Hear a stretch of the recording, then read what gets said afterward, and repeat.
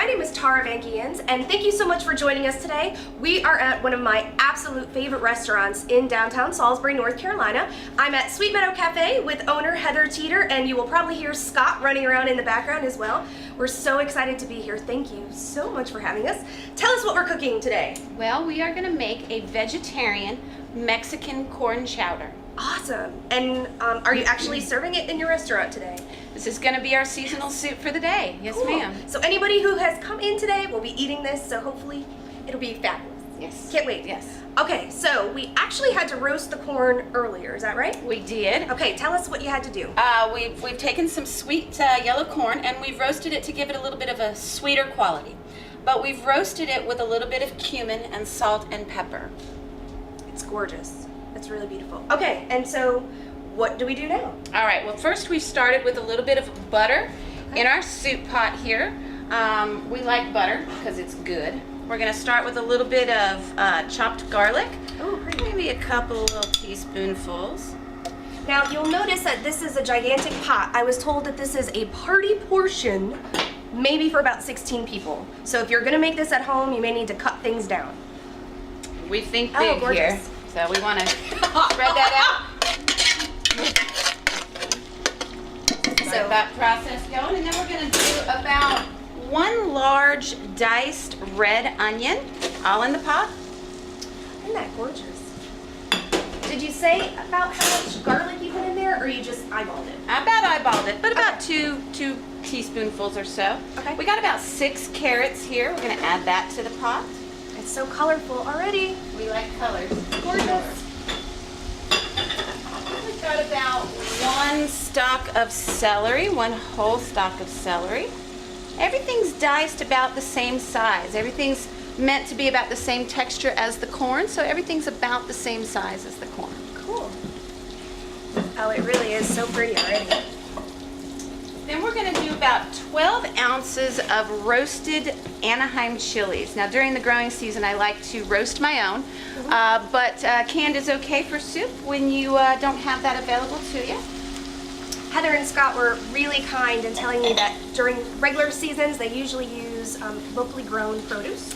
And if you've been here, then you already know that. We are definitely farm to fork advocates and have some great ties with some local farmers who bring produce straight to our door that they picked that morning, and it is awesome. That is awesome. And it's part of your charm too, everyone knows that. So we're gonna let this simmer a little bit. And so there's really just butter in there that you're cooking with right now. Right now it's just a little bit of butter and all the juices that are gonna be released from the vegetables. Yeah, it's so pretty. We're gonna get a little salt and pepper in here.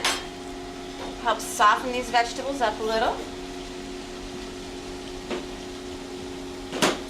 And I like to use a little dried thyme. And a couple of good sized pinches. Oh, this is looking a little too simple there, Heather. Well, we like it simple. It looks like I can maybe cook it. I think you can. I think you can. All right. From here, we're going to add all this wonderful roasted corn. Start all these flavors mingling. Now, I think you said earlier that it's when you take the corn and you roast it, that's when it becomes sweet. It helps to bring out its natural sweetness. Corn's already sweet, but when you roast it, it just gets a little bit of a sweeter quality to it. Just to add another element of color, we've got a roasted red pepper here. Again, something that I would love to roast myself during the growing season. Picked fresh from the garden, there's nothing better. Awesome. A lot of people like to use flour in their soup to thicken it. But I do as much gluten-free cooking as I can, and so a good alternative is to put potatoes in a And the soup starch to helps thicken it up, right? Exactly right. Oh, cool. So that was about 2 potatoes diced, again about the same size as that kernel corn. Now we're going to add the element that's going to give our soup a little bit of heat. So this you can adjust to taste. These are chipotle chilies, which are dehydrated roasted jalapeno peppers in adobo sauce. So this has a smoky and spicy flavor to it. But what we're gonna do is we're just gonna mince that up nice and small. What I've grabbed is 2 large chipotle peppers. And again, we're just gonna add this straight to the soup. Wow. All right, so what are you adding now? We're adding a vegetable stock because again, we like to keep this soup vegetarian. Oh, okay. And this is a gluten-free, all-natural vegetable stock. And no sodium added. I like to control my seasonings. So I like to be the one to put salt in my food. And we're gonna get it just so that all of our veggies are swimming. Everybody in the pool. All right. Then we're gonna add some heavy cream. Oh, wow. This is a creamy soup. Again, I don't like to add flours to make my soups thick. So I let the cream and the potatoes do that thickening for me. And I added an entire quart of cream in there. And how long do you let this simmer now? I'm gonna bring this to a boil. Oh, okay. And then I'm gonna reduce the heat and let it simmer for about 15 to 20 minutes. By that time, the vegetables should be softened, all the flavors mingled, and then we're gonna test it for salt. We're gonna make sure our flavors are in the right spot, and then we're done. So we've got about half and half canola oil and butter, and we're gonna melt this, and we're gonna make croutons. Cool. So these are the croutons that Scott cut up earlier. Gorgeous, gorgeous, gorgeous. So we're gonna flavor it with a little bit of that dried thyme that we put in our soup. It's gonna make our croutons look so pretty.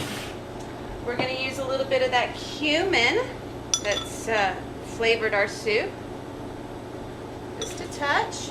All right, and a little salt and pepper. Now, I'm going a little bit heavy on this salt and pepper, and that's because this is the salty element that we're going to introduce to the top of that soup.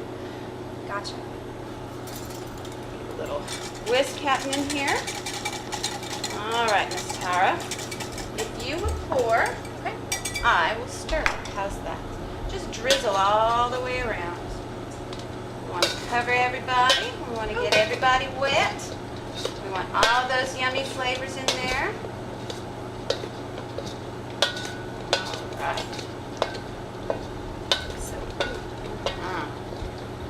It's almost to the point of soggy. We're going to get all that yummy flavor in there. We're going to toss it all up. Then I want you to give me some big pinches of that nice fresh parsley right there. Keep on going. This is what I call the magic green fairy dust. It makes everything look so much prettier. Is that good? I think that's just perfect, right? We like one nice layer of these croutons. Spread everybody out. And how long are you going to cook this in the oven? We're going to put these in the oven for about 15 to 20 minutes until they get a little crispy. Great. And if they go over time, that's okay because we've got them moist enough that they will. They won't burn. Right? It's almost idiot-proof. I love idiot-proof food. I could do that. Again, Sweet Meadow Cafe in historic downtown Salisbury. I think is it 118? 118 West Inner Street. Come on down and have corn chowder, Mexican corn chowder. And I hope you don't mind, but I'm just like, You go right ahead. thanks so much. We'll see you soon.